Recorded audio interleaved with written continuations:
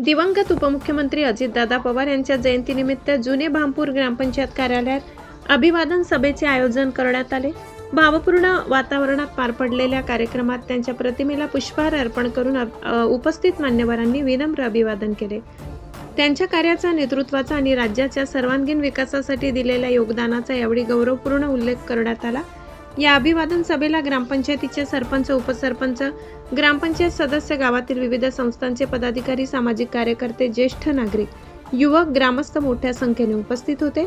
उपस्थितांनी दिवंगत अजितदादा पवार यांच्या प्रतिमेला पुष्प अर्पण करून आदरांजली वाहिली। यावेळी आयोजित सभेत वक्त्यांनी आपल्या मनोगतात सांगितले की राज्याच्या विकासासाठी दूरदृष्टी ठेवून काम करणारे, ग्रामीण भागातील पायाभूत सुविधांच्या उभारणीसाठी सातत्याने प्रयत्न करणारे आणि सर्वसामान्यांच्या प्रश्नांना प्राधान्य देणारे नेतृत्व म्हणून दिवंगत अजितदादा पवार यांचे कार्य कायम स्मरणात राहील।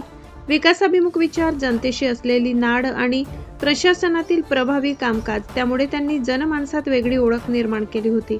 त्यांच्या कार्यातून प्रेरणा घेऊन समाजहिताची कामे करण्याचा संकल्प उपस्थितांनी यावेळी व्यक्त केला।